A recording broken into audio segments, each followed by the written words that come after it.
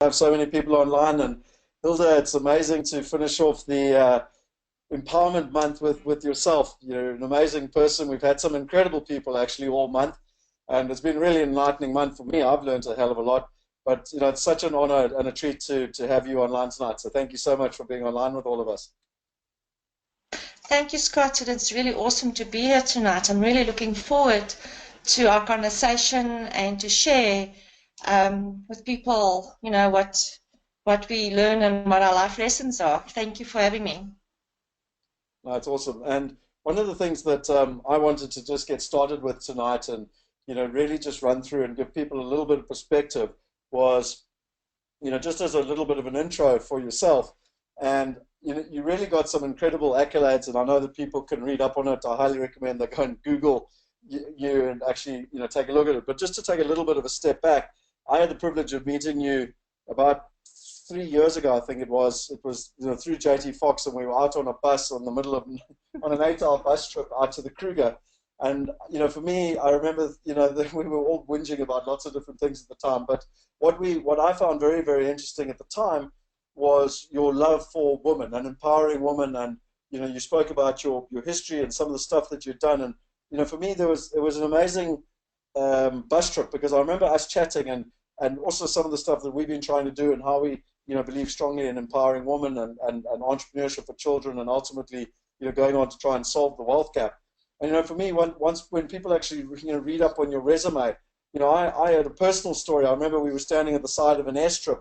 Those little hovercraft or whatever, those little microlight things were coming in, and you were telling me just some of the stories of what you had got up to in business and everything else. And anyone who knows me well enough knows that I'm absolutely fascinated by business. So I was there listening and trying to learn as much as I could. But there was something that really stood out for me, and that was when it was in Orlando, and Jack Welch came on the stage. And Jack Welch is pretty well recognized as the best CEO of the 20th century. I think most people would agree that. If people don't know who Jack Welch was, he was the CEO of General Electric, and he was, I think, I stand to be corrected, but I think he doubled the business, or not doubled, but had growth within the business for about 20 years in a row. And I'll never forget you coming all excited after the talk and coming up and going, "Oh, I read Jack Welch's book and I implemented everything he did." And I'm so glad to hear him talk about it live. And I remember sitting there thinking, okay, so Jack Welch is the most successful CEO ever, and you've got a business that you took to 9 figures and sold within 10 years. I think that there's a formula here I should be copying. And so anyway, I mean, just for those who don't know you, I think just at a personal level, one of the things that amazes me is that you not only, you came from a pharmaceutical background, you went and built a business and took it to 9 figures and sold it. But it's not just a South African story. You've been overseas, you've invested overseas, you've got businesses overseas. But there's 2 parts for me that are standout difference between you and many other successful entrepreneurs. And one is your insatiable knowledge and thirst to consistently get more knowledge. So when I met you with JD Fox, it wasn't because you were there trying to teach other people or trying to teach JD for that matter. You were there trying to learn again, like what's happening, what can I do at a global level, which is really a standout that really successful people tend to have. How can I learn more knowledge? And the second thing is really your drive for changing people's lives and specifically empowering women. And I sit here tonight and it's 7 p.m. on a Tuesday night, and your children are probably somewhere at home there, and you're always trying to balance. And I remember the conversation we had where you're always trying to balance, being a good mom as well as as succeeding in business. And for me, it's why this tonight's webinar is so exciting, because it's rounding it up. We've had different lessons all through the month, but we want to round it up tonight. And this is not just for women, it's for men as well, because it's how do we make the future better? Wow, thank you. Indeed, it's, well, you said a lot of nice things there, but to me, it's empowering women, but empowering people, because we have to work together to make this world a better place. And even children, because the next generation is going to look up to us and look at how we do it. And like what Roger was saying last week, we are the people we were waiting for.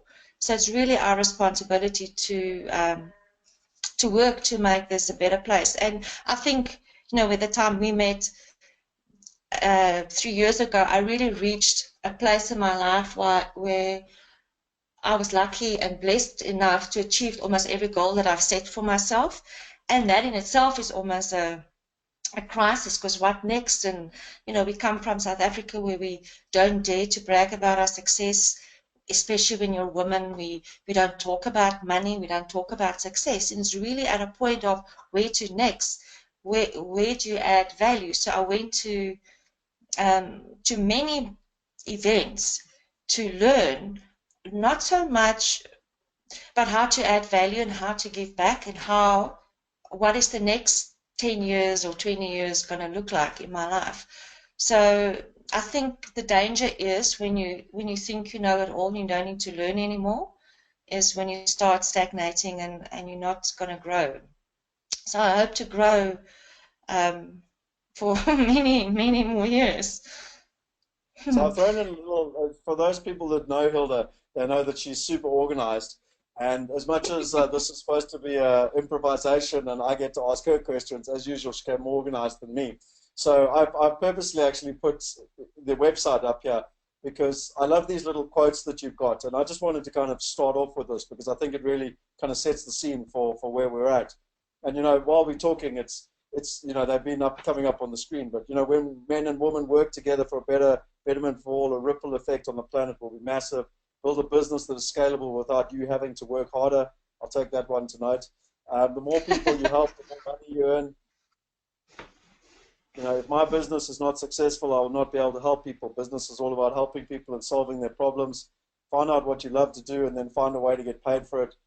For me, I always like to look at statements that people have, and even on their website, because it tells a lot about a person. And this is just an intro to you. You won numerous awards. Tell us just a little bit about these awards you've got on the right hand side of this picture, or left hand side, whichever way you look at it. I am not sure, and I put them on there because I was just so proud. I received these in I think last week, and I had a phone call saying I was nominated by top South African business people. So I don't know who nominated me.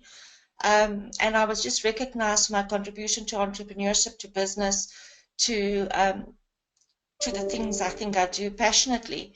So so this is just really quite exciting for me to have to share this to be able to share this with people. That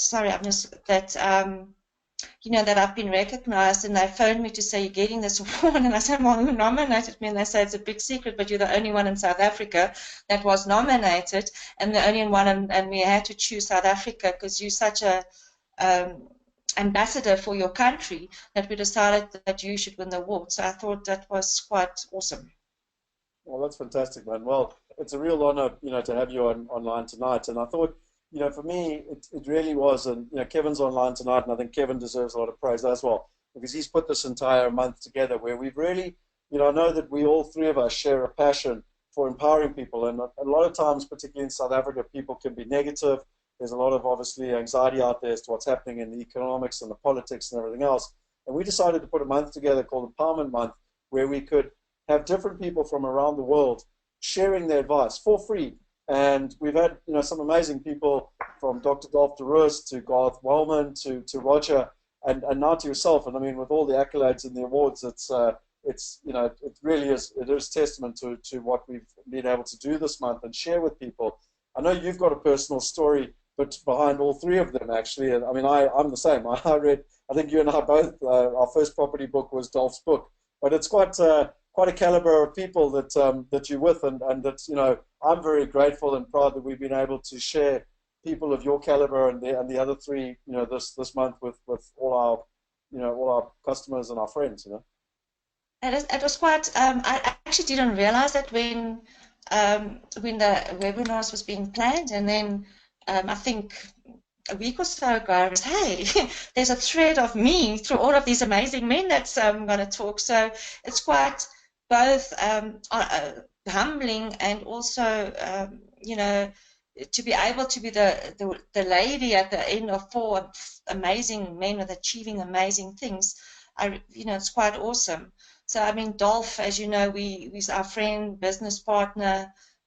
He teaches so many people about real estate investing. The first book, I think you also, his first book and my first book, we read about real estate.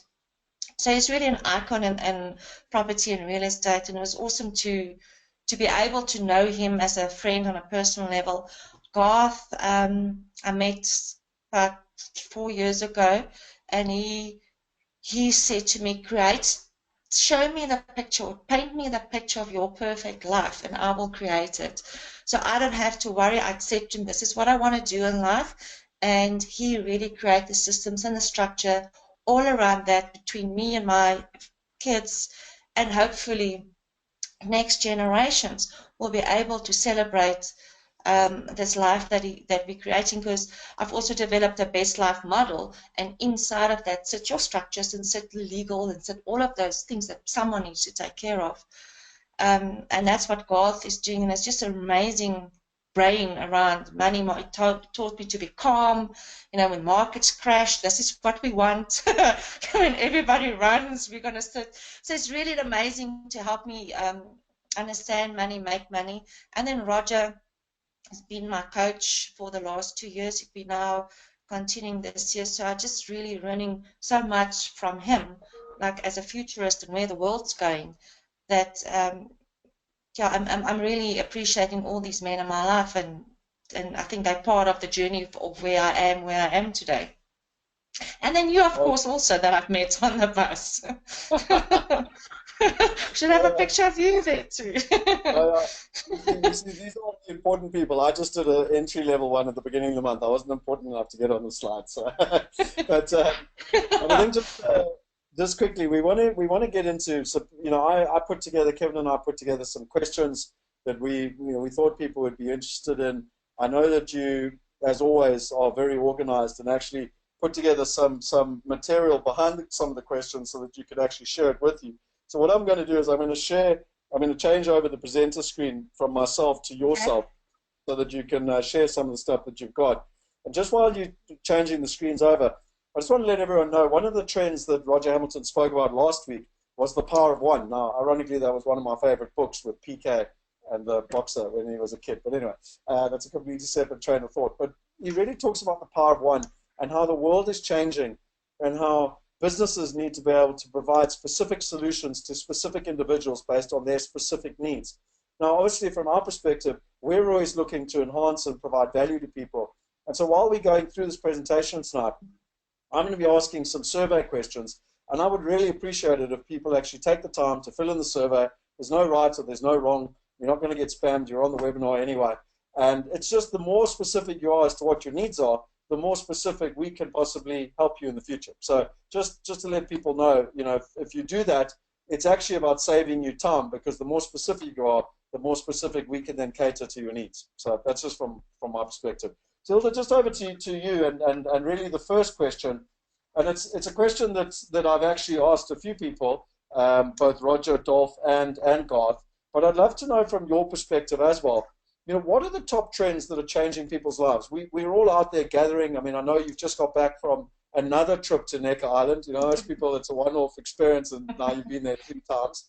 And you're in San Francisco. I know you were sending me messages about just the incredible mindset that's happening. But what are some of the top trends you're seeing that around the world that people need to be aware of, that they can take advantage of, and or if they're not aware of, it might hurt them?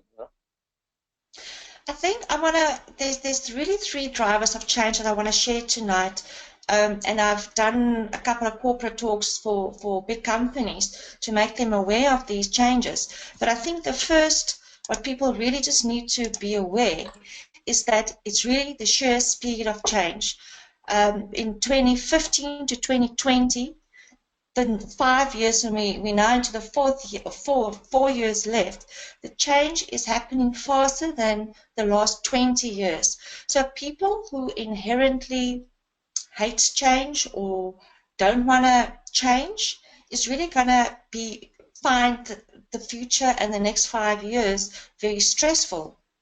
We, and even pharmaceutically, mental diseases, lifestyle diseases, depression is the biggest growing disorders and diseases in human race at the moment, and it's really because people are struggling to keep up with the change that's happening. So I think the change is happening so fast, companies can't do change management anymore. So people just need to understand, accept it, and continue to learn and stay relevant to be able to cope with the future. And as you know, that saying of the survival of the species is the one that can adapt the best.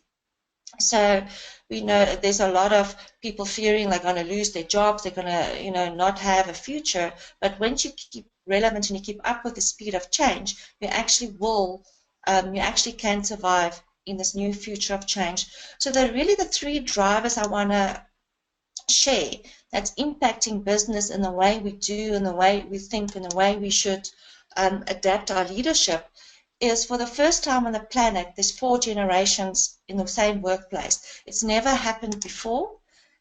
Many companies haven't adapted and haven't adopted new ways of embracing the different generations. I'm going to share a little bit more about that. Obviously, the digital revolution, which Roger spent a lot about. I'm not an expert in this revolution, but I know I have enough knowledge. And then also, business is changing. You're being a bit humble there, Hilda, because you know you jumped in with both feet 2 years ago, and I guarantee you that you know a hell of a lot more about the digital revolution than most people. So you know, really, you'd be part of that. Yeah, but most people you meet, I don't know, but yes, I guess. And I guess I want to also say, if anybody have any questions, then they must just ask me if there's anything more that they want to know.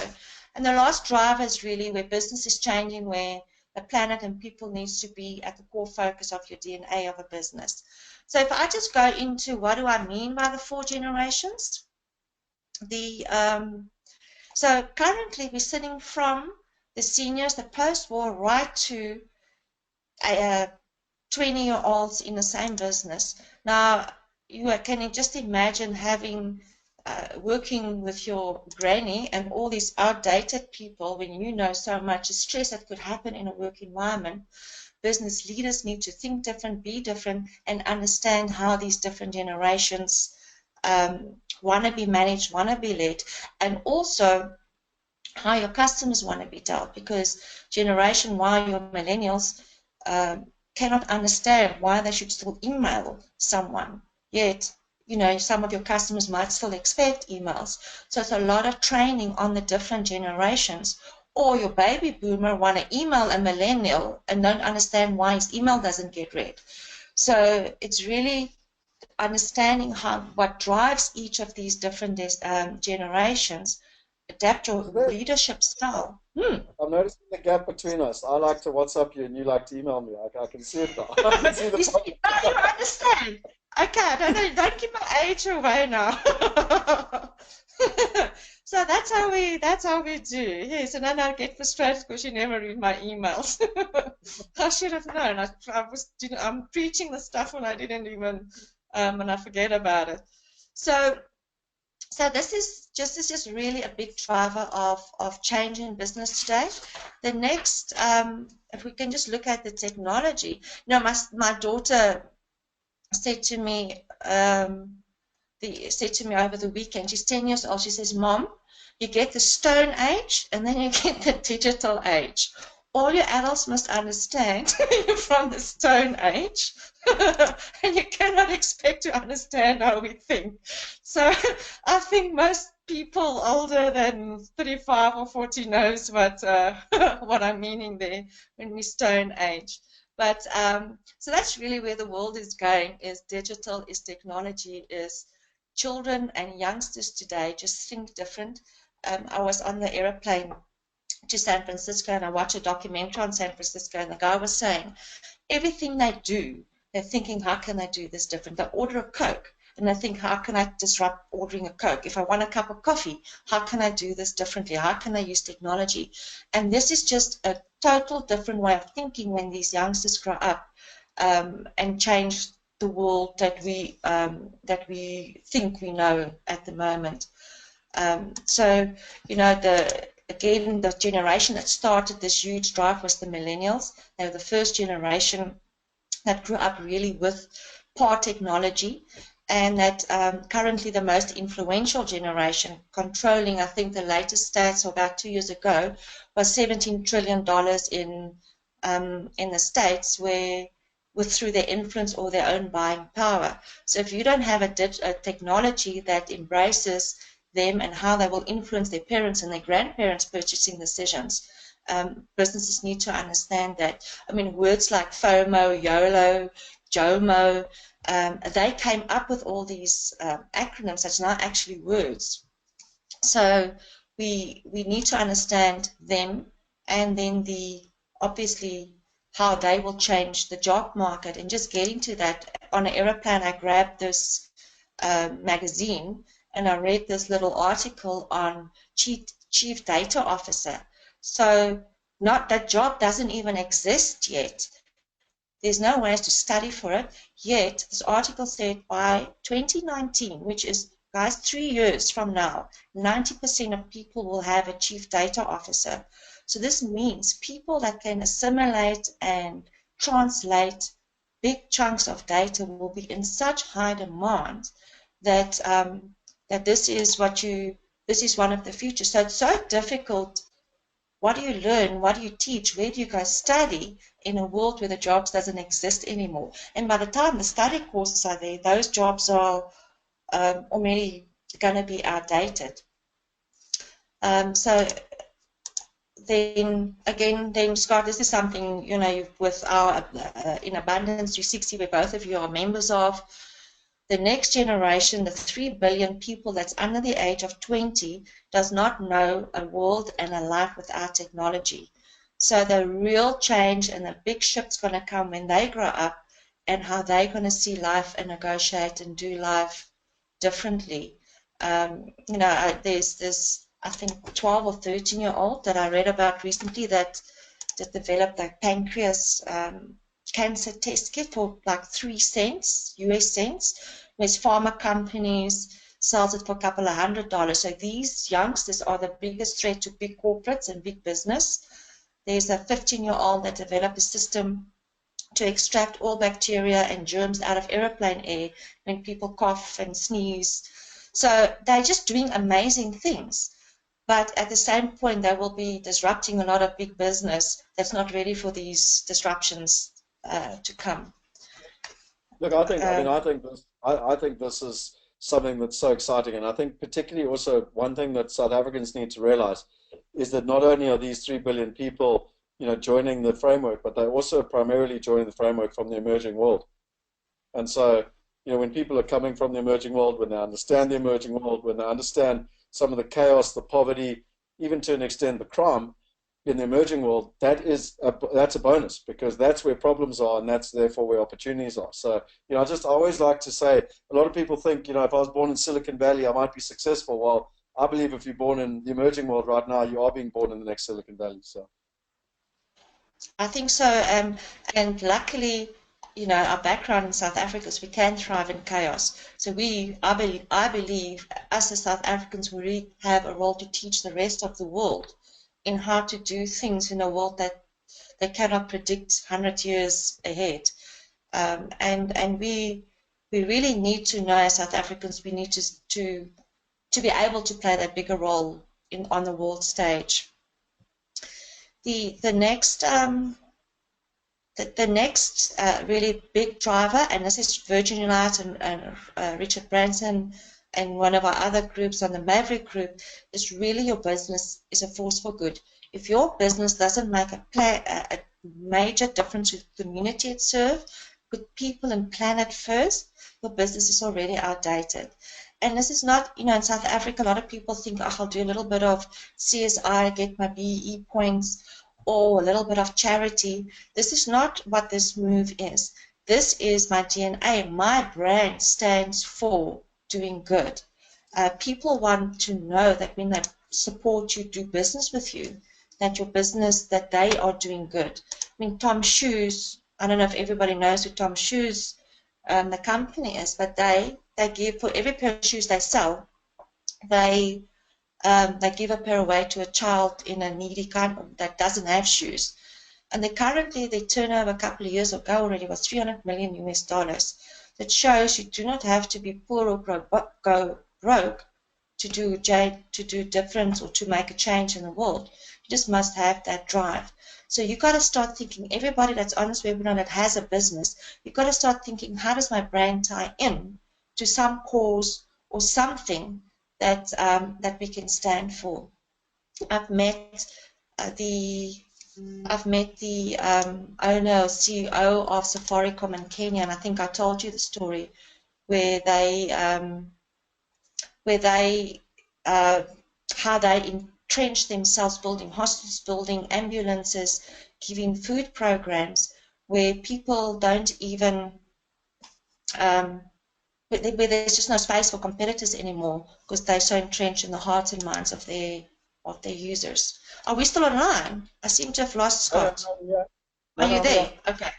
I just, Okay. sorry, I just started the first poll just to see if people were paying attention to their computer screens. And when you talk about the business for good, Hilda, it really is a strategic change that has happened over the last 10 years. Where 10 years ago it was only a few businesses doing it, and a company like Salesforce has kind of done it from the inception in their DNA.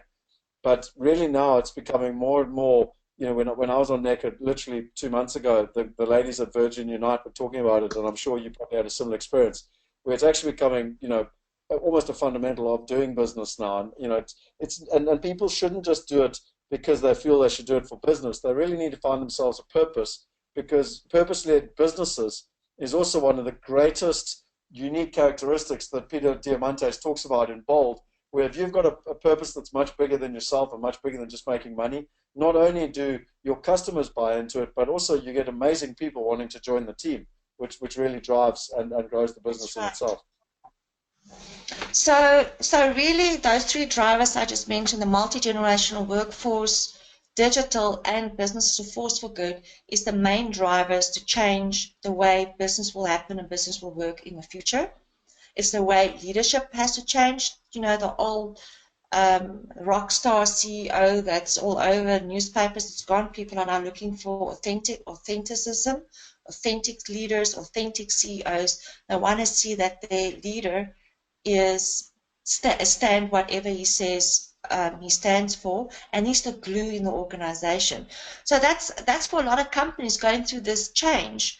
They need to change leadership style for their businesses to survive. But it's quite exciting because for once we're going to see the planet, we're going to see people benefit out of all of this amazing amount of money a lot of businesses are making. I'm going to just, I think one of the other questions you guys have asked me, so this is just one of my sayings, and I nearly forgot I put it in there. I really believe as an individual, you can make an impact, but once you have a business or you are in the structure of a business, you can really make massive impact and ripples in the communities, just like your business serve. You don't even have to think bigger. Just think, how can my business have an impact on businesses, the community that we serve? And that already is the start of making a massive difference and an impact, because then that will ripple into other areas. I think it's such an exciting change that's happened, because in the past you might have had to be Mother Teresa, to go out there and try and save the world and to save the poor and whatever. And now you can actually run a very successful business, live a life of abundance, but have an even bigger impact and change other people's lives. I think it's such a positive thing, because it's win-win, Exactly, and it just gives your life so much more meaning. And one of the questions that we asked all the time, and I'm sure you also, is where the opportunities right now. And I think what we will see with all the job shortages and how the world is changing is really, and I think Roger has talked about it last week also, is people want to live their passion. People want to do what they're passionate about. And if companies or jobs can't create this, they're going to find it somewhere else. And we're going to probably see that people will start their own thing. So I really believe the biggest trend and the biggest opportunity is around entrepreneurs. I think also statistically, I think there's going to be in the next 10 years over 1 billion entrepreneurs on the planet. So services around entrepreneurs, teaching, training, helping, coaching, you know, that will be whatever goes around creating a successful entrepreneur will be the biggest opportunities. You know, and where how they make money and how they spend their money. And I think Wealth Migrate is so beautifully poised in the space of helping entrepreneurs investing some of their money that they're making and then start teaching them on how to make passive income. So it, you know, so Wealth Migrate is doing amazing things in the entrepreneurial space. I mean, being entrepreneurs ourselves, you know, we're passionate about helping people and helping them creating wealth. So I see this as a great opportunity where Wealth Migrate will also work obviously together with young entrepreneurs and teach them and coach them. So this is what I And think that's, the biggest it's, opportunity lies. Sorry? it's no, well, I mean, you just said, in terms of teaching and coaching, for me, that's one of the most important things is that I actually got kicked off of Facebook last night because there's an organization in South Africa charging 30,000 Rand to go on a course. And then once you go on the course for 3 days, you get upsold to another course, which costs £20,000. And once you finish doing all of that and you've flown to England, then you can only start trying to buy houses.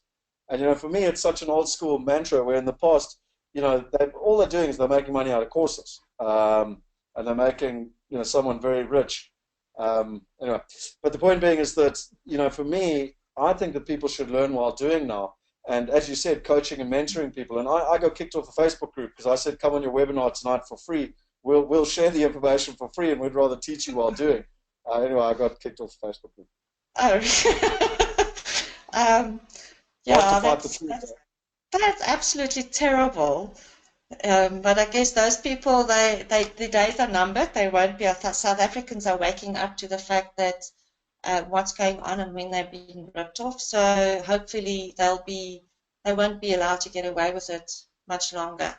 I think to me, then in the small or in the space of entrepreneurs, I believe female entrepreneurism is going to really take off, as a lot of companies and businesses do not necessarily satisfy women's needs, if you wanted to run a family and all the different roles. So I think women will just choose naturally to start their own businesses and have the freedom of lifestyle to be able to do whatever they want to do. So again, this I believe, and that's why I am so excited about it, is that we can help more women, and I'll talk a little bit later why I really believe women should be more successful.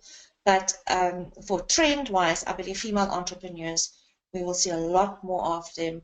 And actually, I think in 2013, Ernst & Young did a study on entrepreneurs in different worlds. And there's currently, by then, 3 years ago, already 126 million women launching and operating their businesses in 67 economies. I believe if they do the survey this year, that number could probably have doubled, because women really see entrepreneurism and having and doing their own businesses a way they can not only change their families, their life, their family's life, but also the people that they employ. And then this trend is going to continue, because as our daughter sees us work and see that we living lives and creating our own lives, they're going to want to follow suit, and they're going to want to be able to do and run their own lives and their own businesses. So the woman female entrepreneur trend is going to grow significantly. So again, services around training, helping women, empowering women will really be benefiting people if you have businesses like that. And then, all right, just to get to my words of wisdom, you've asked me around success, money, and business, is that Robert Kiyosaki said in one of the books, Rich Dad Poor Dad, I think, that there is no such thing as a poor, successful entrepreneur. Just to get back to entrepreneurism again. So, which implies if you want to be wealthy and make money, is you have to do something in space of entrepreneur and creating something or make money.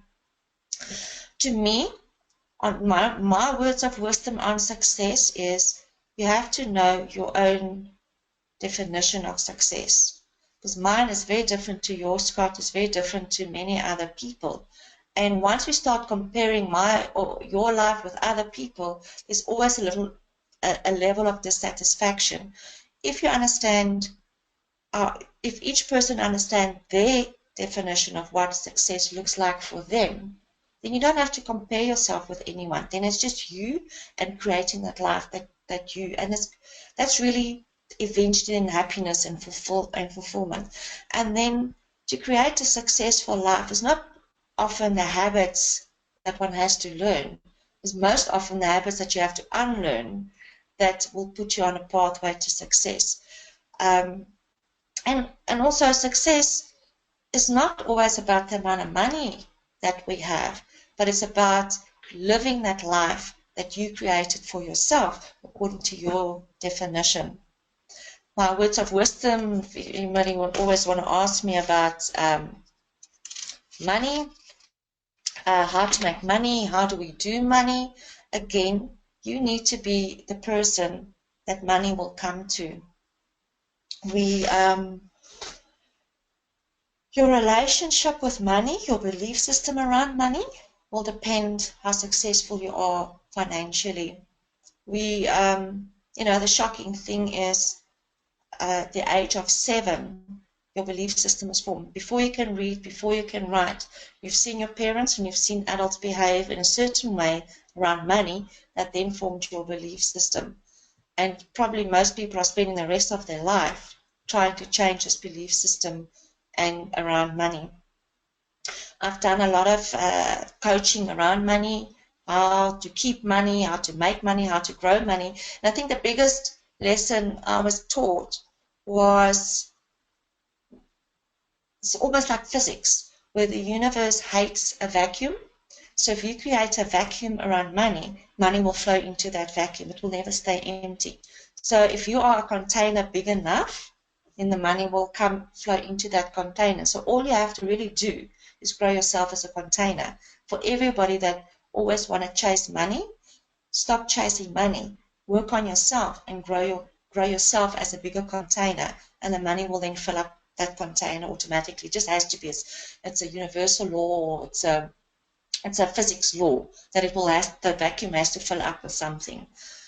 And then I want to move on to my lesson in business.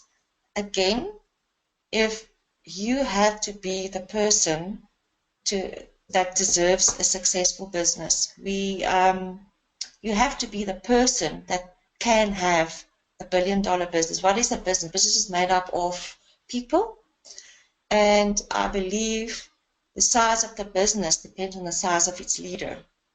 I've had many people, mostly men, asking me, can I coach them or can I speak to them? They're stuck in their business.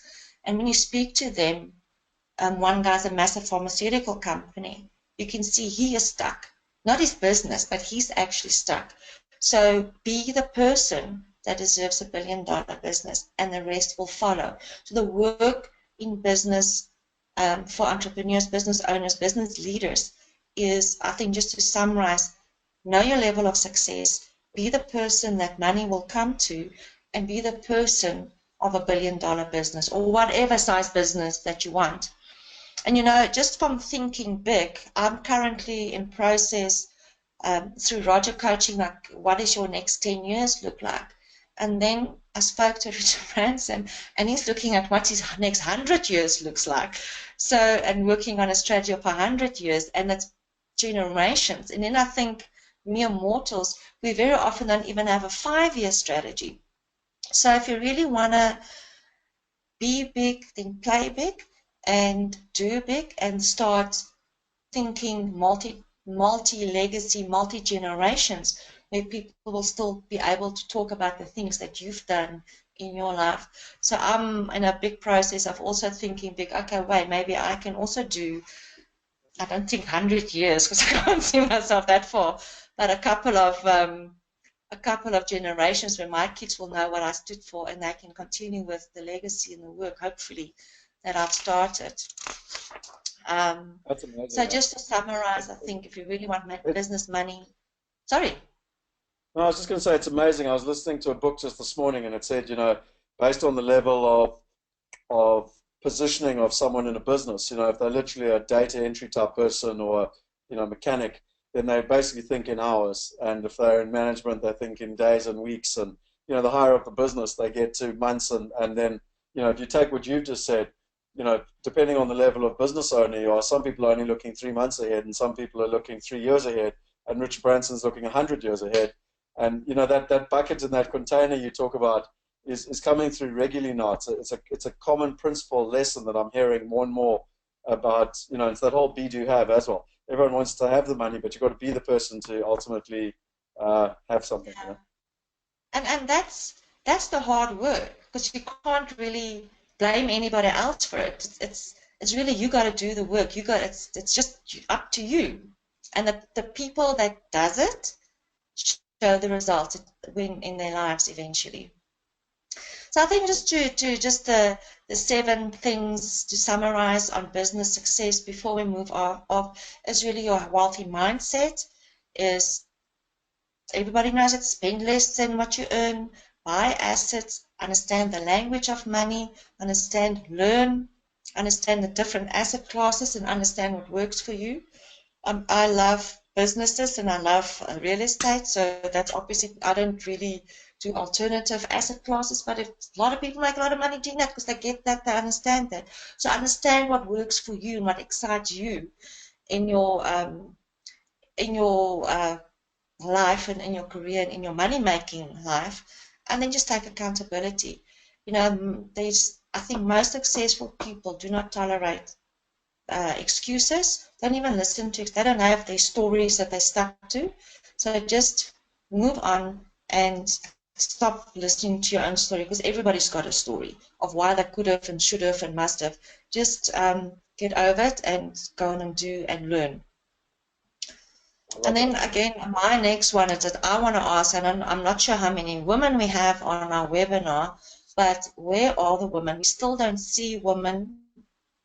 And really, most often when I'm in boardrooms or deal, it's still, many industries are really male dominated. Still a lot of men. I'm lucky that I understand how understand the male dominated industry, but I think I don't understand if women really want to play and make a difference. I would like to see more women really become successful. And I think that the 30-30 drive, where 30% of boardroom of corporates will have to employ female senior managers and senior, will make a huge difference. But my concern is that it might be happening too slow for what the world currently needs. And a really just successful women really we need to have more successful role models, and women that's willing to stand up and help other women. In South Africa, I did a survey on the I think the top 10 wealthy women in South Africa. We have 4 billionaires: Wendy Applebaum, Wendy Ackerman, Irene Charney does cell phone networks in Africa, and Bridget Rodebe. But I think if you look at how many women enter the workspace and how many ends up into being really successful, is really minority. I think 50% of the workforce is currently women, and 1% ends up in the top structure of wealth, which I'm not sure why, and I would like to, I think it would be interesting to know why, and there's a lot of research, I think, going on what's happening with women in the workspace. If we look at, and Scott, you will also know, with working in China, currently the Chinese women are taking over the world in the billionaire status, where 8 out of 10 self-made billionaires are now from China compared to the USA. And I think in the last count there's about 93 self-made billionaires in China versus 31 in the rest of the world. The Chinese culture is of such that women are working, making decisions, making money, and then men very often taking care of the household, and it works for them. It's not a big issue, but in many other societies or cultures, it's a big issue if women are the most successful one. And I think, I hope that can change, that people can just be people, and whoever's better at something can really be the successful one Well, So, yeah. just a couple of things here. Ann Wilson said an HR director once told her, I suppose women are accustomed to being second-class citizens. I no longer work there, but there's work to be done to create belief in women. So, basically what she's saying is that it's a self-belief thing. I also believe there's a second part to that, and this actually happened with my own wife. She got a really good job when we came back from London with ABSA, and she had to work in downtown, Johannesburg, and there was no flexibility. It was like these are the work hours. You have to be there from 8 till 5. And she actually got caught in a Mercedes Benz in downtown in the middle of it. Happened like 3 times in riots and whatever. And we had the economic ability to go to them and say, listen, she can work from my offices in Bryanston. She doesn't need to be in the office every day. She can come in for key meetings. They were like, these are the rules, and we're not changing it. And my point is, it's the rigidity of work which also forces. I mean, so my wife resigned, and ABSA lost a very good person, and I think it's a problem. I mean, literally, I was having a conversation with just Jay this evening, and we're doing the same thing to one of our great ladies right now. Like, we're trying to be too rigid with her, and she wants to be. She's adding huge value and hugely productive, but she also wants to be a mom, and therefore can't be rigid. And I think one of the problems is the flexibility in business, and it having to change to allow people of different natures and different demands to be able to add value. And that is again when to come back to why I say there's the trend in female entrepreneurs, because those women will just start their own businesses. These are self-made billionaires, so they don't work for companies or work for big corporates. They went out there and did it themselves. But for that exact reason, I think a lot of businesses will potentially lose, or the engagement with certain staff people, but currently staff members will change into something different. The world's definitely going in where people wanna they want to make their own rules and they don't want to play by companies.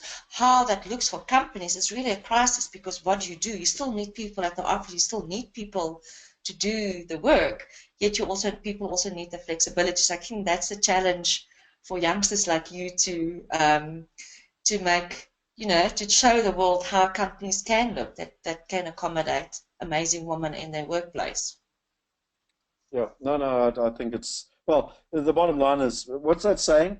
And I can't remember the exact stat, but there's a proven stat that if you've got a group of people and they're in an environment, and if there's not at least a majority of women, I can't remember the exact stats, but if there's more women in the group, there's more chance of success. And if there's at least one woman in the group, there's more chance of success. And yet most groups are just men orientated. And it's statistically proven Yeah. the results that way. And I think it's been proven that, and I'll get to that, where men and women work together, diverse boards, diverse companies really perform better than when it's just a single gender um, doing whatever they're doing. So then that gets me to, if we're in a world where men still decide who gets to be the equality and what does equality look like, how can we ever get to an empowered world? I believe women will only be empowered when men feel empowered enough to do so. In a world where men are not threatened by all of these many things, and in South Africa, just from our history, there's a lot of stuff, and I really come to realize that potentially, or maybe, in order for me to to create a world where women are empowered, is really to help men to feel empowered, because then everybody is free to achieve everything, and we're not competing with each other based on our genders. We're now then working together and we're taking hands to really create a future that's better, that's in balance and better for everyone.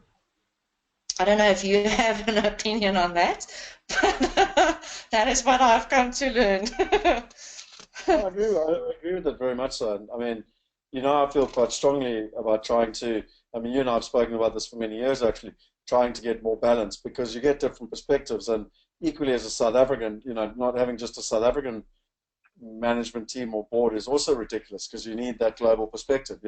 Tony Robbins spoke about it just the other day. He asked us to all watch it. If you want to be innovative, you've got to have new voices and new perspectives. So Yeah. And I think if you just see, still in today's world, very often girls are not privy to conversations like investment, money, business, leadership. And the same as boys don't grow up having conversation like listening skills and the softer empathy and the softer skills. And yet when they become adults, suddenly they expect to have those skills. So I constantly challenge male friends with girl children to what's the conversations you're having. Are you talking to her that it's okay to be a leader and about money and about these things? Shockingly, I heard from a girl a couple of months ago that there's still men that take the boys away for like a father-son weekend where they're going to teach the boys about um, about business and how to make money, and the girls stay behind at home. So I think you're doing disservice to both your kids if you're not teaching both your kids how to negotiate this world. Every woman at some point will need to know how to manage money, how to deal with money, how to handle money, be it by force or by choice, but these are the skills that you need to know if you really want to negotiate your life successfully. You need to understand how to make money. Yeah, that's very valuable advice. And then I just want to go through, the question, can wealthy people still stay in South Africa and invest globally? I think, of course, most people, sadly, if you're a wealthy person that hasn't moved your money globally, you've probably missed a great opportunity to do so. And I think what I find strangely in South Africa is people think when they invest offshore or in another country that they disloyal to South Africa almost, yet they don't understand, and this is what people do, this is what wealthy people do. Not one wealthy person has got their investments just in one country. Sadly, I think South Africa, obviously everybody knows the problems. It's going to be quite an expensive country. Tonight, the petrol price is going up, food's expensive, consumables are expensive. So for me, the challenge is not so much can a wealthy person live in South Africa, is how we're going to create more taxpayers. 2012, I think there was 1 million taxpayers that had to fund 54 million people. A lot of those people, or we lost a lot of those taxpayers.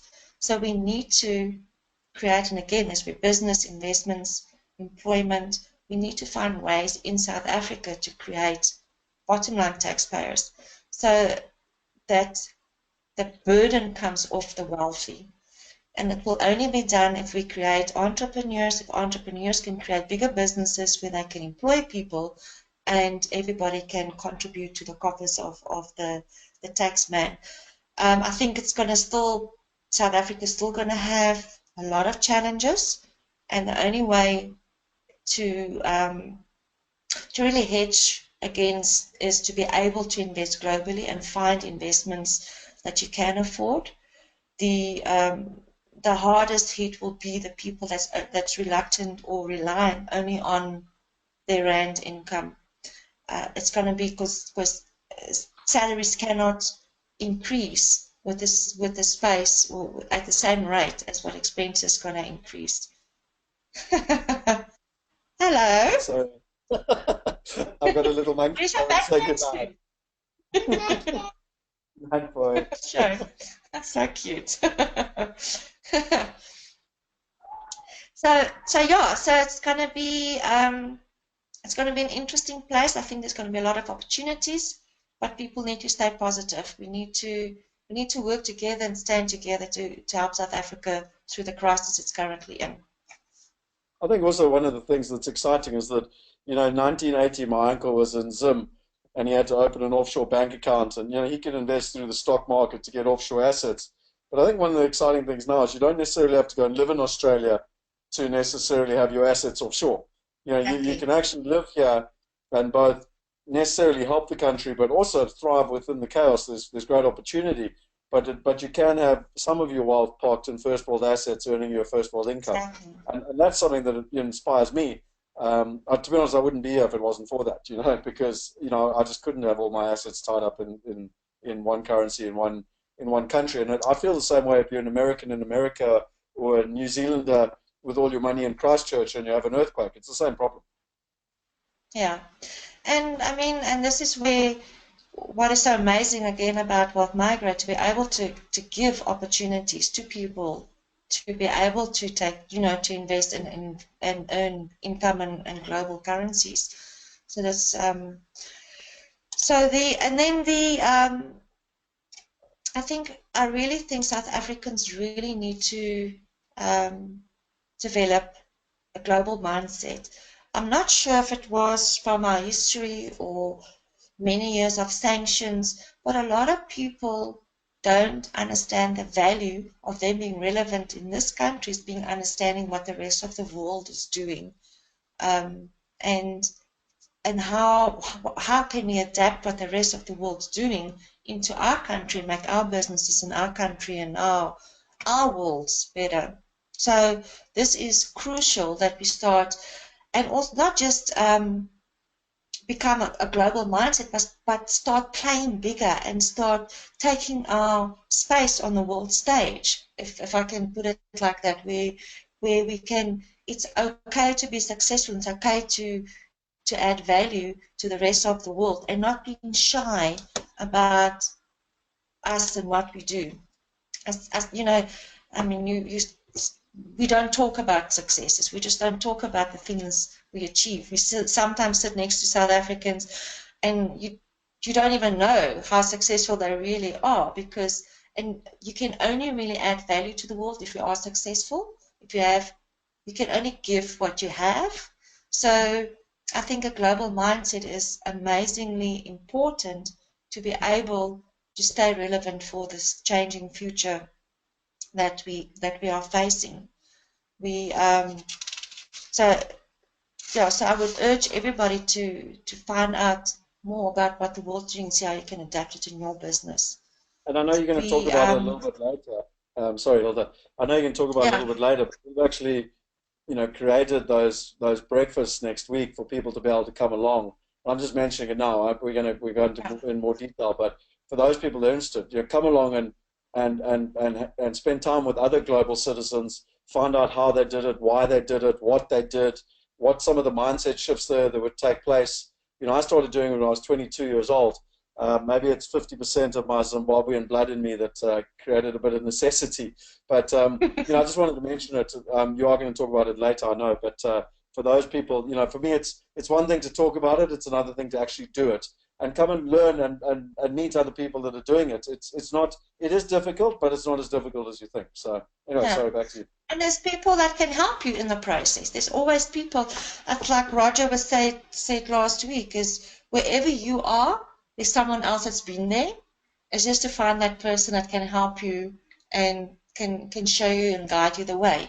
And that's why I think it's very important to attend those breakfasts or any events where you can learn how to think a little bit more global. A question I get asked a lot is, what's the difference between wealthy people and the rest of the people that I meet? And I mean, this is, I think everybody really, I'm gonna say what everybody knows, but maybe people can take it to heart. Um, and I think our biggest role model really is probably Richard Branson, that I really learn a lot from, and just come back a couple of weeks ago from Necker again. What I see from wealthy people, or the people that on that level, is they have confidence and they discuss opportunities and they don't discuss people. They're always looking to learn about opportunities and about how to do things better. They're usually nice people, but they don't suffer fools. So if you, they don't want to be around people that doesn't add value, that's not, why should they? They don't have to. They are really looking at leaving a legacy and not just where's the next party. They really want to make an impact, and it's the thinking that's very different on what is my impact on the world and how am I going to leave a legacy that the rest of the people very often don't even have a consideration for. There's I have never heard a wealthy or successful person make an excuse for something that they, in their lives, they haven't done, that they've done, unless they really buggered it up. But not an excuse as in reasons why they couldn't do something. Most of them have a really clear plan for their lives, and they live that plan, and they make sure that they've been held accountable for it. They get over their mistakes and failures. I heard we had a discussion really about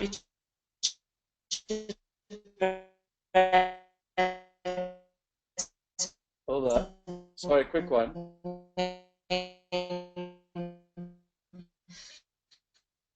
Sorry, guys. Is it breaking up, Kevin? Is it breaking up on my side or is it on Hilda's side? Fortunately, it is on Hilda's side. Saying that if he makes a mistake or if there's a failure, he will take, what can I learn from this? Sound. Hilda, can you do me a favor? Can you just switch your webcam off for a little bit? And it'll stop the kind of the data as much, because it's better that we can listen to you rather than hear you.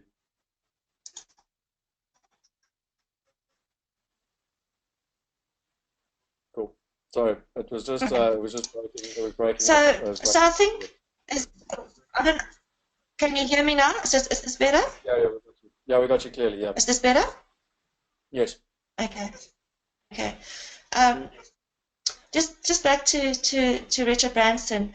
What people that is close to him say is that he takes from a failure, he learns his lesson, and move on. He will never think about that again. He literally, it will be out, and he will move on and find the next, and find an opportunity, and find something to grow or make big. Whereas most of the rest of the people get so stuck on mistakes and failures and the things that they did wrong, they almost can't do anything else. They're too scared of it. So I think if anybody can take something away, failure, if you didn't learn from your failure, that would be really sad. Learn from it, move on, and forget about it. Just don't repeat it again. And also, if I can jump in there, something that yes, is very much a mindset and a Silicon Valley mindset, and it's completely against what we taught in South Africa, is actually, embrace failure, fail fast, fail forward, fail often, which is very, very un-South African. You know what I mean? But yet it's actually what the most successful people and companies are doing. And I mean, you take Richard Branson, he's got something like 300 successful businesses, but I think he's closed equally as many, that didn't work, Exactly, and nobody talks about it. Nobody even cares because he doesn't care that he made a mistake. He tried, he learned from it, and he moved on. So we really have to not get stuck into our mistakes and our failures and just learn from it and create something amazing out of it. I think what a lot of successful and wealthy people have is their network and the people that the like-minded people that they hang out with. That saying that says you are the 5 people you most hang out with. If you look at their network they have, that makes them really powerful. They understand, again, that knowing of what they define as success and what their strengths are to get them there, and then they build a team around their weaknesses, and not try and be everything and do everything. And I really see that, whereas a lot of the rest of the people do not want to or let anybody know that they have weaknesses, so they don't employ people, and that weakness becomes a blaring gap in their business. So where successful and wealthy people will have a team of people that can do things better than they can do, and that is what makes them successful. And they do, and they don't just talk about it. I think most other people, the what if, I should have, must have, would have, most people talk about the things that they would like to do, but the real successful people actually go out and try and they do it, and then take it from there. You don't have to know everything. You just learn almost as you go. So So those are the things that I've noticed in successful and wealthy people. And then they know how to have fun. You and I are good at that part, huh? True, true, and we can, yeah, and it's awesome to have fun with people that's equally successful, because it's again, it's about the people and the network they build, and not about who's doing what. So yeah, so those are my lessons and what I've learned from being around wealthy people. If we look at just, I think what we want to touch on is the difference in behavior on creating your wealth versus managing your wealth. Because earlier on, I said it's not always the habits that you have to learn. It's very often the habits that you have to unlearn. And this, in these two, or in the creating wealth and managing wealth, is really true. Because when you create wealth, you have to be high risk, bend, know where the rules are, so that you know where you can break them. Yeah, you really have to go fast, move fast, do things fast, and in that creating wealth. But once you have money and you need to manage that money, you need to unlearn that behavior quickly. Otherwise, you're going to take risk with all this money you really work hard for. So you really need to unlearn the high risk, and then it's a more long-term view. It's no risk. It's understanding how to manage that wealth, which is very different than creating the wealth. I'm not sure if you have a question on that.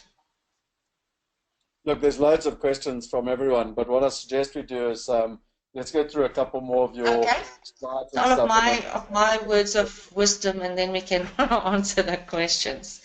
All right.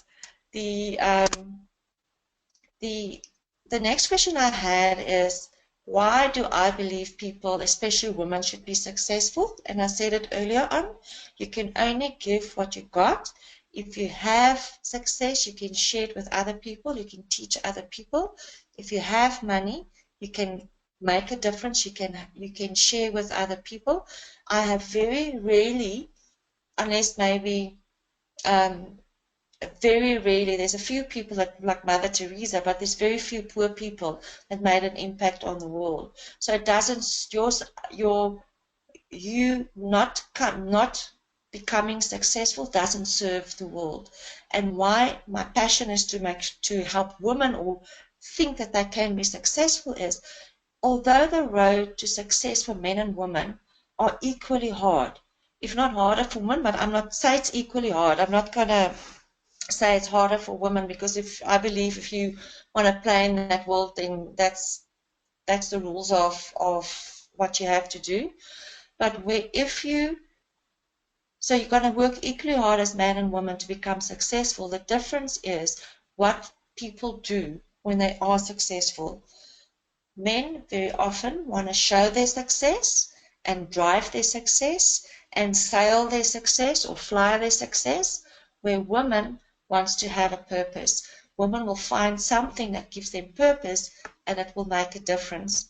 And in the in many rich families, it's the wife that's running the charity or the foundation, and making, and deciding how the family will make an impact and a difference. And the same is when a woman runs your own business, or when you become successful, most women want to have a purpose and will give back and create a ripple effect. So that is why for me, the single biggest reason why we need to create more successful women is just that then we will see the balancing in the damage that was done thus far to the planet, and we will start seeing a massive, almost a tipping point of difference made to the world. And I'm not saying all men or no men want to do good. I'm just saying this is typically behavior, or the questions that I've seen and heard women ask is, what is this all about? Why am I doing what I'm doing? And what am I going to do to make a difference? And not many men I've had that conversations with. It's rare, and the ones that you do, it's quite amazing. So for every woman on this webinar, men with wives, if we want to make a difference, we need to create wives, daughters, mothers, sisters that think differently and think that they can be successful and make a difference to the world. And just really to sum it up, successful people are really those with successful habits. What is successful habits? To me, is healthy habits. You know, as entrepreneur or person, you only have your mind and your body. Those are the two tools to make money with. You have to take care of those two tools to be able to be successful. Ditch the guilt. I don't see guilt serves nobody, and especially a lot of women, we carry guilt around us. And for any woman that's maybe listening, or men, I know there's also men, but guilt is typically a woman thing, that we always feel we should be doing something different than what we are. So I have forced myself the habit of, when I work, and I don't feel guilty because that was my decision. And when I'm with my family, I'm fully engaged with my family, because very often when you're with your family, you worry about work, and you do a little bit of work stuff, and you do here, and you're not really present there. When you're at work, you worry about your family, and you think what you should have done, and I should have spent more time with them, and you're not fully engaged with work. So especially for ladies, it's really hard sometimes, but if you can learn the habit of think fully when you are at work, be fully present in whatever it is that you're doing, you will find it becomes easier. Because is it just a decision? I mean, for you, is it purely a decision as to what you focus on at the given time? Yeah, I have learned that I had to first become aware of what I was doing. And you know, it's so easy. You sit and you with your kids or your family, and then you do SMS or email or whatever. I still email, like you say, and an hour go by and you haven't engaged, or you've done other stuff. So it's something now it's okay. Now I can do it without a problem, but it's something I really had to focus on. So you'll see when I'm at work or when we in business, I will not. And it sounds harsh, I will not think about anything else but that moment where we are now. I'm creating a business, or we're doing this meeting. And then the same at home, I will just be there. I will be, it's hard to then sometimes come down to, a different level. But, and I think that helps me. So I don't really have guilt. And I plan, I really am a good planner. So when I know things are planned, then you can also add value to your family when you are with them. So I think also another habit is this life balance. Life balance is not, I do 8 hours this and then 8 hours that, and life's just not like that. It's understanding that sometimes we're not going to sleep, we're doing these things, and then other days we sleep or we catch up. So it's understanding and be okay with but you have to have some days we break and some days we work hard. You can't just continually be either or. So if the pendulum swings to either side, either too much balance or too much life, then you got to also bring in some work. Sorry, I didn't hear you. No, I'm just saying, as a friend and as a board member and a shareholder, when can I have my break? Scott, we will talk about that. But you have to. I've spoken a lot to you about it. You've got to be able to take that time off and create that space. But then you can't work. You can't think of work. Then you really must take that break. That's the challenge. And I think for me, I really have developed also the skill of planning, the skill of putting in, what's the non-negotiables, what's the negotiables, and then work your life around that. The frustration is not everybody plans like always that well in advance. So you've got to make sure where your boundaries are and how you're gonna accommodate people. But very often, it's also for a lot of people, a lot of stress is cut out when you know your month or your week is planned, and you always have to just juggle the little things, and you don't have, everything is not out of control most of the times. The other habit, I think, and something I'm working, is to say no. Something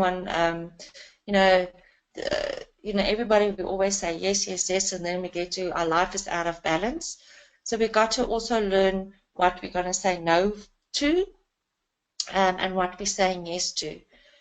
And I think also what successful people really do well is they build teams. They build a team of successful people, and very often seeking people that's better at things or at stuff that they are, and that is how you then be able to create the fact that you can take breaks and be away. Of course, there's people that's better at running your business than what you are, that's actually at it and that's actually running them. And then constantly learn. I think successful people constantly learn. They're constantly looking. If I look at, again, now when we were at NECA and there were speakers, Richard was sitting making notes of what every speaker was saying. And you think, well, why? I mean, we come here to learn from him, yet he's the one making more notes than anybody else sitting in the audience. So I just show, is to constantly learn, and that, I guess, is my example and my drive to never to stop learning. Because if the most successful people are sitting there learning, who am I not to do that? Just my interest, Hilda, I know I'm probably not allowed to say this, but I'm surprised you were noticing what Richard Branson was doing or not when George Clooney was sitting next to you in the same environment. Yeah, it was. I was divided, divided attention with being George. Then he's like such an amazing guy. It's very seldom I get you speechless, but I think we might have just achieved it. Say again? I said it's very seldom we get you speechless, but I think we might have just achieved it. Yep, that was quite an amazing experience. And then what I've also learned, the biggest nugget I learned now at NECA was when Richard was saying your network is your net worth, and we know that, but are we really focusing and working to getting to know the people that we need to know to be able to build the lives we have to build? And just, this slide is the elders, as you know, that Virgin Unite has some of the most powerful people in the world. And it's not the jobs they do, but as Richard was explaining, it's the people they have on their phone, the numbers they have on their phone book, that people they can phone any time of night and day when there's a crisis anywhere in the world. And that is what makes you really powerful. So I think we can all learn to build networks, add value to the networks that we have, and achieve our goals collaboratively with people, and just get out there and make it happen. Scott, I just think you want to talk. Do you want to just share a little bit about the breakfast? Yeah, just quickly. There's lots of questions that I want to run through, but I'm also conscious of the time if people want to run. So next week we've got a number of breakfasts around the country. On the 6th of June, it's in Pretoria. On the 7th, so effectively Monday, on the 7th of June, the Tuesday, it's in Johannesburg. On the 8th of June, it's in Durban. And on the 9th of June, it's in Cape Town. We are trying something as well as to whether it should be in the morning or the evening. So if people are in Joburg, Pretoria, or Durban, and you would rather have the evening, just type in there Pretoria evening. We won't be able to change it this time, but it would just be interesting to know. We've been doing this for 8 years, and I personally have probably got a little bit stuck on just doing breakfast every time, and the team are actually challenging us and saying, should we do it in the evening? So in Cape Town, we're going to try one in the morning and one in the evening. But in simple terms, a lot of people have been to our breakfasts in the past. Our challenge for this breakfast is to do something completely unique. We're going to look at what it means to be a global citizen. We're going to get into the understanding, the mindset, the who, the how, and the what. But, for anyone that's been there, and I can see Michael Honeysett is online as an example, I don't think him and his wife have ever missed a breakfast in Durban. But the point being is that I recommend people to come along. This will be something very unique, very different. And really for us, we're wanting to get to a much deeper level. Buying a property overseas is just part of the process. It's just a vehicle, but there's much more to it, and really we're growing and building upon that. So we highly recommend that people come along. And then the last part that I think is really important about the breakfast is for each individual, is that they'll get to meet other investors. And, it's one thing when you're going along to a course or, to some sort of launch or development, and you've got a bunch of salesmen trying to sell you something. This is not that. This is a mastermind. This is a discussion. It's a debate. It's a learning session so that people can understand more about how to do it, and ultimately even learn about the mistakes people have made and the lessons they've learned from them. You spoke about making mistakes earlier, Hilda, and you also spoke about partnering with great people. And we've been doing this for a long time now, and there's many people who have got experiences, good and bad, and people can learn from those. And if nothing else, there's that whole saying that a bird flying in a flock can fly 70% further than a bird flying on its own. Even if you are an investor, and even if you are sophisticated, and even if you do have experience, maybe you might find that there'd be a lot of synergy partnering with some of the other billionaires that are coming to these type of breakfasts, that are sharing and finding opportunities around the world. Because our deal flow that specifically Henny and Michiel are uncovering from really quality partners in Australia, America, and England is unprecedented. It's very seldom that people get access to those type of opportunities. And so come and learn, and come and chat to them about it.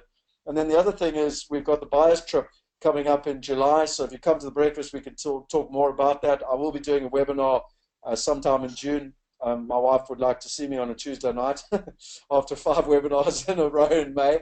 But we will be doing one. But I mean, a buyers trip is really, I believe it's one of the greatest things we've come up with as a company, where people can literally get on the ground. They can come. I know that some of our colleagues went over just recently, and they were absolutely astounded, some of the institutional people, at the level of transparency. They literally sit there in the meetings. They're learning what's going on. They're seeing everything that we're doing, who we're dealing with. We completely trust in transparency, show people what to do. So if people are keen, then I highly recommend you come on a buyer's trip. If you can't physically come, we've got a thing called a digital buyer's trip, which is where you can follow us digitally on everything we're doing. And the other thing that I'm fascinated in, Hilda, is that you've spoken for a while about actually organizing a women's buyer's trip. And if people are interested in it, I would really ask you to type in women's buyer's trip, where women and some of the other leading ladies in the organization actually go. And it's a women's only event, so that people like Michael Honey said can't spade them. No, I'm joking. But I think really with the women's focus. So if you think that would be of value, if people could just type in their women's buyer's trip. And then lastly, I know, Hilda, I think, Scott, just to interrupt you, can I just quickly, even if you're a man listening to this, if you believe someone, or if you have a wife or sister or something that should that should be aware of it, also let us know. Yeah, please. I mean, it's one of the things you said, where we're really trying to empower women and let them know about the opportunities. So please, I think that leads in quite a lot to the last thing I just wanted to say, which Hilda mentioned to me the last time I saw her, that she's looking to put writing a book, and just lessons and empowering women and different facets, not just on the property side, but on business and life. And I know, Hilda, you can probably explain a lot better, but you were wanting to do a survey where people could give you input on some of their needs and some of their questions, etc. And for that you were going to give them access to the book, etc. Do you want to just explain that a little bit more? I would like for people to understand how, I mean, women typically, and again, that's a generalized statement, are more scared than men to invest in real estate and houses, properties, businesses, whatever. I would like to understand that. I would like to understand why. And I would like to understand what would make it easier for women. I would like to also understand what men think about women investing and women buying property or buying or investing in businesses. So if anybody is really, so I want to just do a survey, so anybody that's willing to participate, if you can let us know. And it won't be, it won't be a long survey, but then I can contact and then we can just have a discussion on your thoughts and what you think, why women doesn't invest, because I think it's, again, through my talk, it's imperative that women get taught about money and being okay with money, because you might end up a widow, you might end up divorced, you might stay single. So at some point, you're going to need to know something about money. And some women don't have that behavior, I think. So if you are interested in participating in the survey, please just type in their survey and we'll get back to you. And obviously, if you're interested in the last, if I can also, if anybody is interested in potentially us hosting mainly women-only events or women-only breakfasts or dinners or whatever, that would also be interested to know if anybody would be keen to do that. And Scott, maybe we can talk about organizing something like that. Yeah, please. I mean, look, we also all open to ideas. Our whole idea with this whole month has been sharing and empowering people. And please, we're a community. We're far from perfect. So people have got advice, send us an SMS, send us an email, contact us, let us know, come to the breakfast with your ideas. Let's make this community stronger and stronger. And we're only as strong as everybody involved. So if you've got ideas, please let us know. I want to just ask you some of these questions because there's some great questions here before we run out of time, Hilda. Pierre, can I go to the screen to where people can get hold of me? I'm just going to, then people can write that down, and then while we discuss the question. Sure. Okay. Far away. So Pierre van der Berg said, do you have properties in South Africa that you're renting out? Are you holding these or selling it off and investing the money overseas? I have sold most of my South African property portfolio, and I'm investing overseas, mainly in America right now, but looking at other opportunities. I echo that. I just signed another OTP today, so doing exactly the same thing. And ironically, Michiel said something to me at Christmas, which really hit me quite hard, because I'm not a forced seller. And maybe my ego's got a bit involved, and I've been waiting for a higher price. And then he was like, well, dude, you lost 34% just on the rand last year. And I was like, okay, fair enough. Exactly. And yeah. No. So Danielle said, hi, Hilda, what are your businesses specifically doing for others at present? Daniel, I'm investing in businesses. So the businesses that I invest in are in their turn making a difference. So I'm looking at as we grow a recent business, I recently sold my stake. We grew the largest beauty spa business, and what we've done, we created a school for ladies who otherwise would not have found work, and we trained them up as nail therapists and then put them in our salons. We were the first company that had a pension plan for therapists, and also if anything happens to the moms, that the kids will be taken care of and get schooling. So those are the type of things. I'm not sure if it's common knowledge that I'm involved with Migrate also, and we are on, with the changing a billions people's lives over the next 5 years. And another company, we're taking on the banking system for poor people, where they can have access to banking and give them some dignity and not having to walk around with cash. So these are the people that really banks don't want, that we're taking on and creating a system for them. Those are the type of things that I'm busy with. So just like what you said earlier, it's a lot more purpose-driven.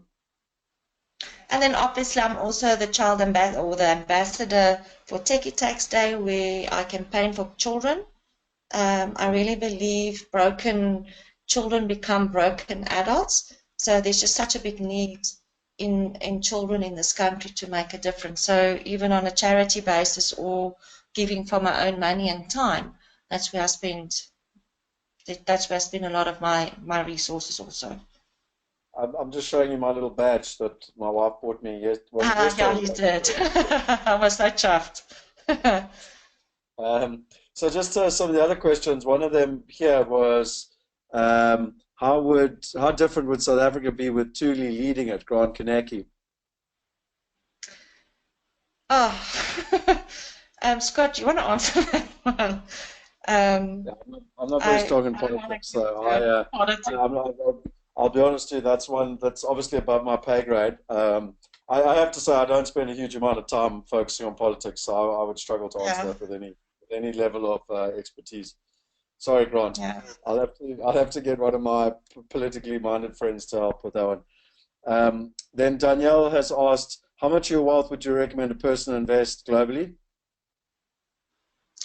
Again, that depends on your own life picture and your life strategy, and depends on how much money you have. So there's not a one answer fits all. For me, a large portion is invested in dollar income, because that's my personal life strategy. But other people might have different plans. So when I said you have to, just to get back, what's your vision, what's your definition of success, that's part of what do I need my life to look like. And you need to speak to someone that can guide you through that so that you can make that decision. Yeah, and obviously, I heard you say this, but I just want to make sure everyone else heard you say this, is that you're not a, financial planner and you're not giving any financial advice and blah blah blah. Exactly. But Yeah. but I think one thing that is great, I remember someone asked Ken Sun to that, and it's probably the most simple answer that I've ever heard, where he literally went, "Well, how positive are you about the future of South Africa? If you're 100% positive, have 100% of your assets in South Africa. If you're 100% negative, have 100% of your assets offshore. And if you're 50-50, have 50% of your assets in South Africa, 50% offshore." I was like, well, that's pretty cool because you make it personal and it's pretty simple. So it was just interesting. Um, so there's another one here. I'm trying to work out if this is a question or a statement, but Levon said, I'm inspired to use my pounds to generate enough passive income to help rebuild South Africa by allowing it to flow back in, help create jobs and create a positive environment to come back to. So I think it's a really cool statement, and it reminds me of the comment Dolph DeRusso says, is England well known for their cars, their food, their fashion? No, but 70% of the world's industry in the insurance game is underpinned by Lloyd's of London. And, England went out 200 years ago and created businesses all over the world, and it's those businesses bringing money back to England that remains and keeps England very strong. So, you mentioned how South Africans are, feel guilty for taking money overseas, but actually it makes South Africa stronger. Yeah, it's really positive if that was a statement, to hear that people are thinking that to make money elsewhere, bring it in and make a difference in our own country. A lot of people don't want to do that, so that's awesome. Yeah. So quite a few people have said, how do I get to the breakfast? We have put the links in the breakfast. If you haven't seen it, you can go to, well, the link's there, but either ips.inventbrite.com, or you can either just go to wealthmigrate.com and click on the links. People have asked about streaming at the breakfast. There will be streaming at one of the breakfasts, definitely, but we always recommend being there live. It's that much better. People are talking quite a lot about the flexi time. And hi, Hilda, awesome webinar. Loved your comment on how you treat your children at home.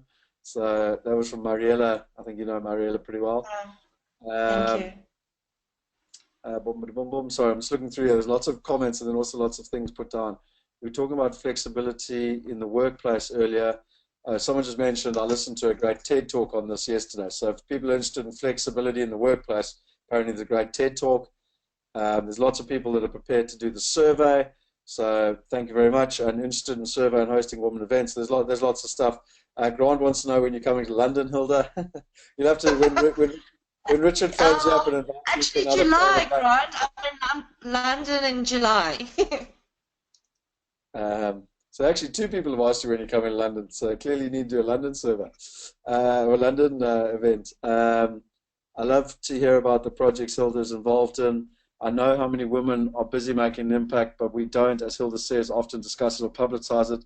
As a result, women are often isolated in their efforts and don't benefit from the kind of conversations which could inspire, challenge, and inform them.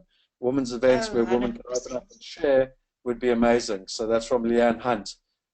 So yeah, Leanne, please connect with Hilda, and between the survey and the women's breakfasts and the women's buyers trips, I agree with you. We're going to have a lot of fun, girls.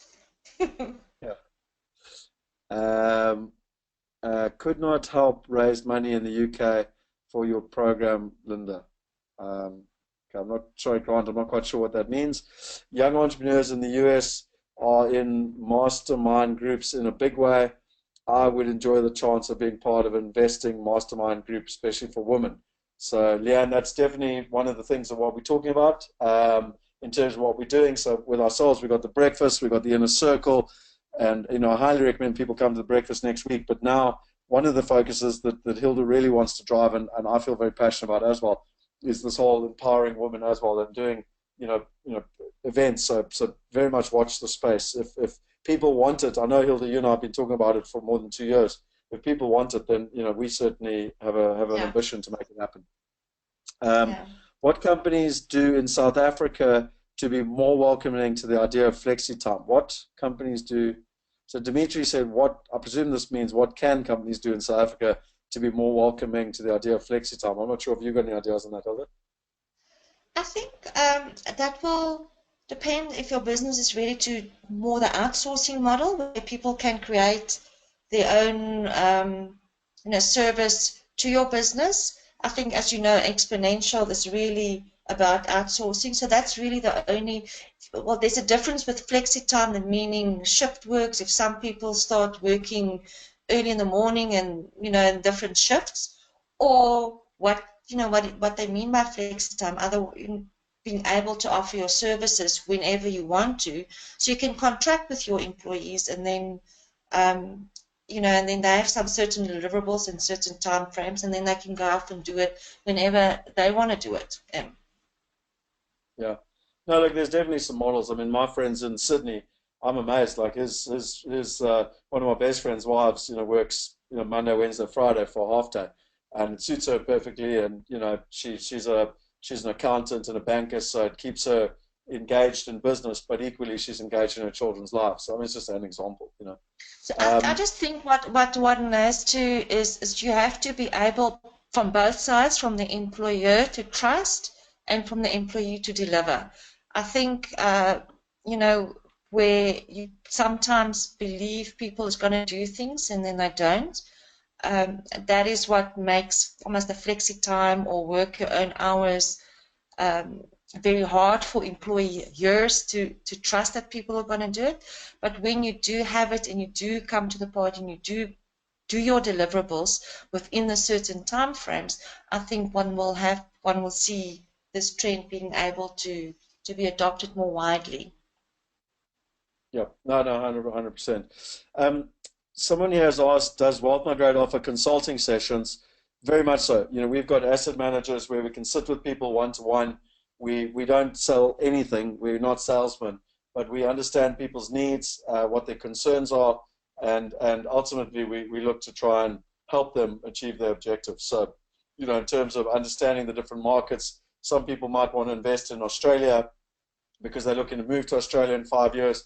Hilda mentioned, her plan was much more focused on America because one of her goals is what's happening in America, and et cetera, and it's all personal needs. So to answer your question, very much so, we've got asset managers. I highly recommend that people can sit down. But again, if I was you, I would come along to the breakfast next week, get the overall understanding of the knowledge and the mastermind, and meet people, and then from there, people can do what we call an investor strategy sheet, which is where they get quite specific as to what they're looking to achieve, and our asset managers can then help them find the right opportunities with the right timing in the right countries that suit their needs, basically. And I think we've nearly got to the end of them, Hilda. That's all the questions. So can you do me a favor? Please, can you just put up the slide with your contact details again? Okay. So that was some good questions, and thank you for everyone. I'm not sure if there's any more questions coming up, but it was really great to have this discussion, and I'm so great that there's women that want to, take it further and learn more. That's quite amazing. It's really awesome. There's lots of feedback here. It's going to keep us busy trying to get back to everyone. But there's one last question, and if we'll answer this one and maybe one more, and then I think everyone's quite tired this evening. But Anton asked, where will the best place to look for property investors to start, as the banks keep on saying no? Property investors or property investments? Hey, your guess is as good as mine, but I presume investments. and again, it depends on where you want to invest. I think, well, what I would imagine if you want to go global, well, Migrate's your place. You know, this is where you will start. But I'm not sure if I understand the question. What do you mean if banks? Does it mean with investments? Where to find money to invest? Yeah, look, I'm not 100% sure, but you know, the one thing I would say is that the world is changing. It's changing fast. Banks are battling to keep up with technology, and Yeah. really, for me, what's exciting now is that with technology and marketplaces, and Wealth Migrate is one of 230 real estate, call it marketplaces around the world. The only difference is that every other one is local, and we're the only one that's global on 5 continents. But my point being is that banks are really losing touch with their marketplace in terms of lending.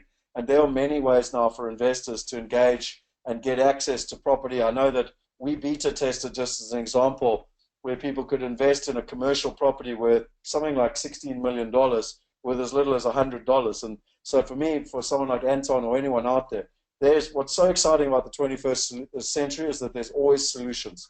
And people can now learn, they can engage, they can get involved, and they can get to partner with literally millionaires and billionaires and get access to the best quality opportunities with the best quality partners. And what's exciting in South Africa is that that opportunity is going to be coming in South African property as well in the next couple of months. We can't give you timelines because it's down to regulatory stuff.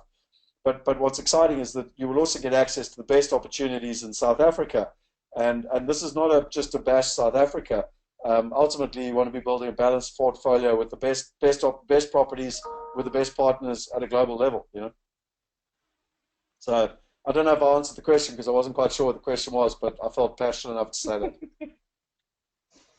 Yep, So, and I agree with you 100%. So anyway, someone's asked a question, what's the minimum amount? At the moment, the minimum amount on our platform is $10,000.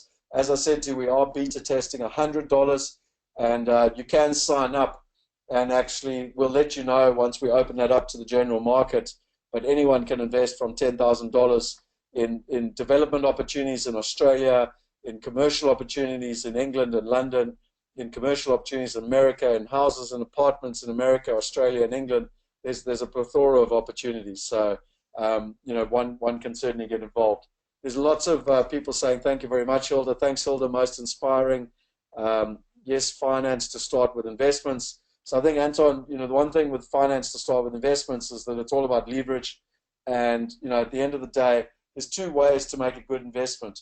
One is, getting access to leverage, but the other one is how I started, and pretty much most people started. And if you read Real Estate Riches, which is what Hilda spoke about, is I started with no money, but to find good investments, there's always good people with money, but finding good investments is actually really hard. So one of the best ways to leverage if you've got no money to get started is to actually find great investments and to think out the box. And I'd probably start by reading Real Estate Riches if you want to get a better understanding of how that is from Dolph to Rus. Francis has gone, thanks Scott and Hilda for your time. Vicky's gone, thanks. Although I'm not planning to invest anytime soon, I've been captivated and motivated on many levels. Cool, Vicky. Hopefully that that helps. And lots of inspiring, and thanks, Hilda. So everyone's very grateful. So I think on that note, Hilda, I'll just say from my side, thank you very much again to Kevin for organising. He's been up late at crazy hours, for 5 weeks now, as we've done this empowerment. So Kevin, thank you, mate. I really, really appreciate it. And at the end of the day, you're very quiet on these, which is unusual for you, but really you've put them all together, and you deserve a lot of credit. So on behalf of myself and the whole team, I just want to say thank you to you. Thank And you, I guess Scott. just the last word from me is... I've unmuted myself. I have maybe been talking, but been on mute. Kevin, I also want to just thank you, and Scott, I want to thank you, and for anyone, if I can, anyone can. I didn't grow up with the golden spoon in my mouth. I didn't grow up rich. If it's just purely hard work, and I'm really, really looking forward, Scott, to your success, Kevin, to your success, and to everyone that's listening tonight to achieving amazing results in their lives. Thank you very much for letting me share my stories. Awesome, Hilda. Well, thank you very much. It's been a privilege having you online tonight and sharing, and thanks to everyone online tonight for the great questions. Hopefully, it's a brilliant way to wrap up Empowerment Month. And if nothing else, if you've learned something great, but I would ask you one thing. As Hilda mentioned, our aim, our mission, our purpose is to empower 1 billion people by 2020. If you think you've learned something of value, share these messages, share what we're doing with people. Let them see the videos. All the webinars are recorded. People can go back, go look at our YouTube. We're constantly sharing and trying to add as much value as possible. And to be honest, we're doing it for free because we want to empower people, give them the education, give them the knowledge, and help them, go out there and create the life that is possible for them. And I know Hilda feels very passionately, like I do, about giving people the freedom to make the decisions that they want. So thanks to all of you for being online, and thanks to many of you who've been online 5 weeks in a row. Hopefully we've added as much value as we possibly can, and we look to feedback, good and bad, as to how we can continue to add value. And I look forward to hopefully seeing many of you next week live at the breakfast. So come along and let's continue the conversation face to face. Thanks very much, everyone. Thanks, everyone. Bye.